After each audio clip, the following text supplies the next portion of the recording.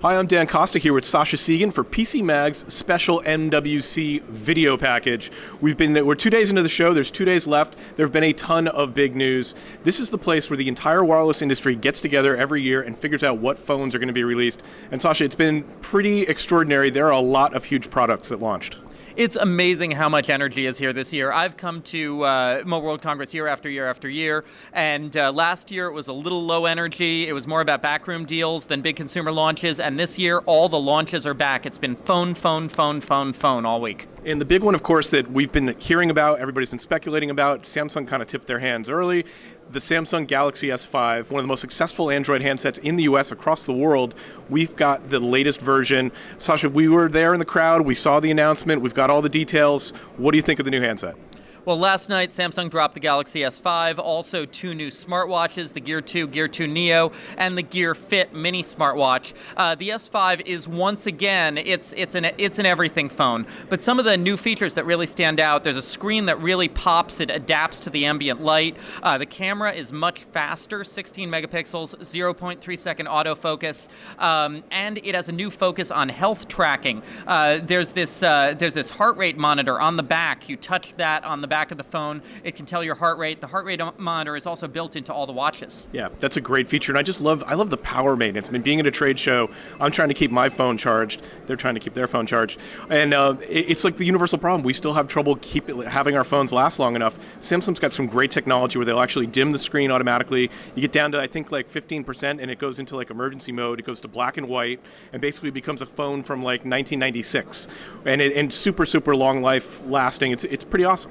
Yeah, I mean, I think we can guarantee that the Galaxy S5 is going to be the best-selling phone that comes out of this show, but it is by far not the only phone that has come out of this show, or the only product. That's right. Nokia came out with a big announcement, the Nokia X. I was sort of thinking that Nokia was going to just stick with Windows Phone and make all their future devices Windows Phone-based, but they've got an Android skin, and Sascha, explain why Nokia would do something like this with the Nokia X.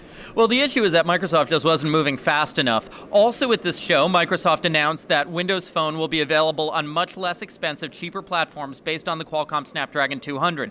But that happened this week, and Nokia needed it to happen a year ago. So when Nokia needed it to happen a year ago, they started work on an Android product instead, and have reskinned Android to look like Windows Phone, with the live tiles, with the Nokia Store, with the Microsoft services. And the Nokia X plus the X Plus and the XL are going on sale as these low-cost sort of fake Windows phones made of Android in developing markets to fill in the gap where the low-cost Windows phones haven't quite filled in yet. Yeah. The other big trend, and we knew this was going to happen, is wearables. Everybody's talking about wearables. There's obviously a lot of handsets here, a lot of carriers, but the wearable market, and the thing that impresses me is not just that the wearables are big, it's that all of the major manufacturers are investing in this. You've got Sony, you've got Samsung, you've got all the little guys. It's a wide open market, and everybody's trying to innovate in this space, yet there's still an open question about what exactly a wearable is and where the lines are. Yeah, if you look at the three biggest wristbands at this show, you have something from Samsung, Sony, and Huawei. Huawei decided, what do you want to do with your wristband? You want to make calls. Their TalkBand is actually a Bluetooth headset. It pops out of its strap, goes into your ear. Sony say it's about life logging, whatever that is. Samsung is doing a combination health band that tracks your health, pedometer, sleep, but it also gives you notifications as if it's a smartwatch in the Samsung Fit. So we're seeing all of these different approaches, but they're all slimming down from the bulky smartwatch and looking much more like the fitness tracker wristbands. Yeah, that's the thing. And also, I mean, I actually liked that part of the Sony presentation where they started to talk about life logging.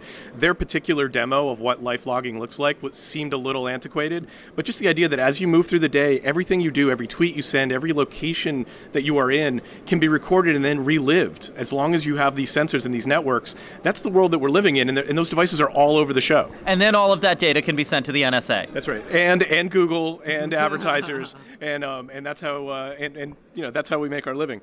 But I mean, so if you don't want all of that information being sent to the NSA, you do have an option. This also just launched at the show, the Black Phone. The Black Phone was announced a couple of months ago. There was lots of rumors about what it would be. It is a security-first cell phone that is developed with this, they call it the Privacy OS. It's a variant of Android that this group put together, and they're going to actually build a handset. It's going to go on sale for $629. It comes with all of these security and protections. They are very clear that it will not protect you from the NSA, but it will protect you from advertisers, from theft, and from any number of other sort of more casual security threats. I mean, what's important about the Black phone is not the actual Black phone itself. This is an Android phone with a lot of software. A lot of the software you could load yourself. You could subscribe to it yourself. But what's important is that this company is actually discussing the security and privacy issue. They're actually putting their foot down, and they're saying people want privacy. Let's talk about how to implement privacy in a mobile context. And most of the other manufacturers aren't even trying. Yeah. The one thing, looking at their software package, you sign up, there's a PIN, but then looking through their permission settings. This is one of the things that Android users barely understand, is that all the apps on your phone have permission to do all sorts of things with the content and information on your phone. Their information center is the best one I've ever seen. It shows exactly what every app is doing, lets you block apps in bulk. It's just a very, very cool concept. Will people be willing to pay $629 for an unlocked phone? We'll see. It's going to be out in June. Now, my favorite phone at the show, actually, and our favorite phone at the show, comes from a small company that not many people have heard of, which is Yotta Devices, which is in Russia. The new Yotta phone, which that seems to be its name at the moment, is an evolution of last year's Yotta phone, which was a big deal at last year's trade shows. And this is a high-end Android smartphone, 1080p screen, Snapdragon 800 processor, and on the back, it has an e-ink display. We thought this was a super cool thing about the original Yotta phone, but the original Yotta phone specs were not so great. This is no compromises, and the e-ink is a touch screen, so that's interactive too. What I love about this is that you can take data that you want to have around, like say the list of booths you want to visit, or your calendar, or some news articles that you want to read on the train, and you can kind of throw them to the e-ink back display, and you can use the front display like usual. Or you could just use the e-ink back display for custom wallpaper, or to give it a personal flair.